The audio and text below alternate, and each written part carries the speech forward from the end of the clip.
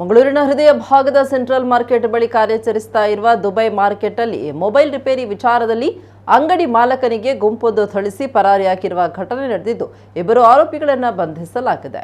ಮಂಗಳವಾರದಂದು ರಾತ್ರಿ ಗ್ರಾಹಕನೋರ್ವ power bank ರಿಪೇರಿಗೆಂದು ಬಂದಿದ್ದು ರಿಪೇರಿ ಮಾಡಲು ಸೂಚಿಸಿದ್ದ. ಅಂಗಡಿ ಮಾಲಕ ನಾವು ಮೊಬೈಲ್ ಹೊರತು ಬೇರೆ ಯಾವುದನ್ನ ರಿಪೇರಿ ಮಾಡೋದಿಲ್ಲ ಅಂತ ಹೇಳಿದ್ದು. ಈ ವೇಳೆ ಆತ ಸ್ಕ್ರೂ ಡ್ರೈವರ್ ಕೊಡು, ನಾನೇ ಸರಿ ಮಾಡ್ತೇನೆ ಅಂತ ಹೇಳಿದ್ದ. ನಾವು ಬ್ಯುಸಿ ಇದ್ದೇವೆ ಎಂದಿದ್ದಕ್ಕೆ ಮಾತಿಗೆ ಮಾತು ಬೆಳೆಸಿದೆ. ಈ ವೇಳೆ ಕೋಪಗೊಂಡ ಗ್ರಾಹಕ ಅಂಗಡಿ ಮಾಲಕನಿಗೆ ಹಲ್ಲೆ ಮಾಡಿದ. ಇದಕ್ಕೆ ಪ್ರತಿರೋಧ ವ್ಯಕ್ತಪಡಿಸಿದ್ದಕ್ಕೆ ಕೋಪಗೊಂಡ ಗ್ರಾಹಕ ತನ್ನ ಗೆಳೆಯರ ಗುಂಪನ್ನ ಕರೆದು ಮಾಲಕನಿಗೆ ಥಳಿಸಿದ್ದಾನೆ. ಹಲ್ಲೆ ಮಾಡಿದಂತಹ ವಿಡಿಯೋ ಸಿಸಿ ಕ್ಯಾಮೆರಾದಲ್ಲಿ ಸೆರೆಯಾಗಿದ್ದು ಸ್ಥಳೀಯ ಬಂದರು ಠಾಣೆಯಲ್ಲಿ ಪ್ರಕರಣ ದಾಖಲಾಗಿದೆ. ಪ್ರಕರಣಕ್ಕೆ ಸಂಬಂಧಪಟ್ಟಂತೆ ಇಬ್ಬರನ್ನು ಬಂಧಿಸಲಾಗಿದ್ದು ಉಳಿದವರಿಗಾಗಿ ಹುಡುಕಾಟ ನಡೆಸುತ್ತಿದ್ದಾರೆ ಅಂತ ತಿಳಿದು ಬಂದಿದೆ.